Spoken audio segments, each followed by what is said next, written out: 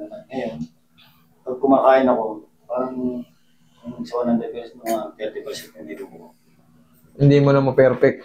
Ganun ka nga, sir. Naku, wala na nga. Dapat yan, makikita kitang kahit pa paano, mabibinat yun dito. Wala nga, oh. Yes, pag kanina pagkain ko umaga, wala na, masakit na. Akala ko okay lang nung rumiyahe ako pag pinon. Ano ko ba? Natulog o ano ba? Hikab? Paano? Paano nangyari? Nahigala ako sa sopa. Pag nilalaro ko lang ako, pag lingon ko ng gano'n. Ba? Bihira yan, ah. Bibihira yung ganong case sa'yo. Yung iba naman, kadalasan yan, ha, sa kumakain ng malutong, tapos yung todo-todo hikab. Sa'yo naman, lumiyo ka ng ganon, paano na-twist yung panga mo? Hindi naman connected yung bibig sa leg, eh. Kasi kung nararamdaman ko ng taong minsan, tumutunog. Baka dun lang nag-trigger nung ano. Pero ilang araw na yan? Kanina lang nangyari. Kanina lang? Sinabi, nagdating dito yung pinsa kong babae, yung nakapog ng bata, yung ano. Siya nagsabi sa akin na dito siya pumunta. Nasa video niyo yun. Pero okay na yung pisa mo? O yung in-emergency niyo dito kasi tabihin mo ka. Ito.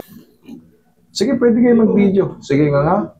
Tamo, walang walang laro. Nakabaon. Idol, higa kang patagilid. Nakabaon na masyado. Baon yung dito mo. Ito naman lumabas. Sige. Sige nga. Nga. Dandan sara. Sige nga. Dandan sara. Sige, balik ka rito.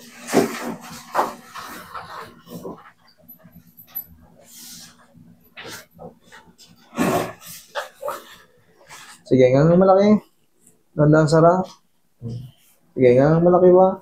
Yeah. Okay nga. Sara. Ayan na, medyo gumagalaw na. Nga. Dandan sara. Sir, higa kang patihaya. Pangalawang beses na nangyari, sir. Pangalawang beses na? Okay. Yung, kasi yung mga lingon-lingon, ngayon lang ako naka-encounter ng ganyan. Nag-lockjaw dahil sa lumingon. Actually, kayo pa lang. Yung iba naman, nasusuntok, nasasampal. Kadalasan dito, hikab. Tapos yung kumakain ng malutong, tapos bigla nakagat ng ano. Yan. Pero yung sa'yo, actually, ngayon lang ako naka-experience naka-encounter ng ganito. Paglingon, biglang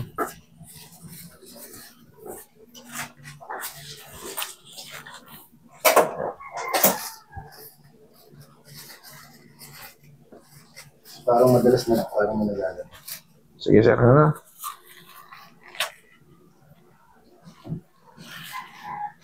Yan na. Sige. Pilit. Nga malaki. Yan na. Dandan sarap.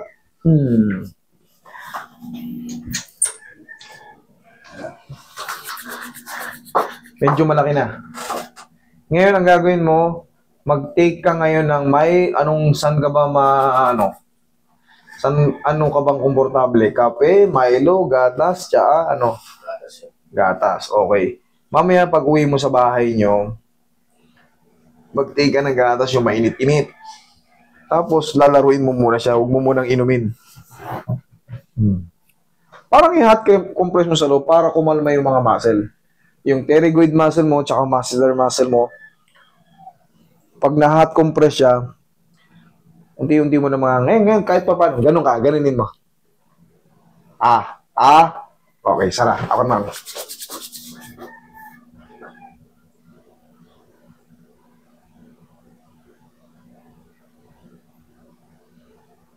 Sige nga. Dandan sara. Yari ka. Ayan, sige nga. Oh, laki na. Sara. Tsaka may play na. Kanina. Sige. Normally, meron pang yan. Normal yun kasi ngayon pa lang nakalak. Normally pag in-stretch may pain pa. Pero, abangan mo lang ng 3 to 4 days. Mag-abang ka ng 3 to 4 days. Kailangan mawala itong pain. Pero pag hindi nawala, bumalik ka rito. Okay, sir? Pansamantala may ngawit yan dito. Yun ang pangkaraniwan kasi nakalock ka. Nagkaroon ng swelling yan sa pterygoid muscle. Possible. Yan naman yung mga muscle natin dyan. Last, nga. Sige, malaki. Sara. Ganito, sir. Ganito, Ganun nga.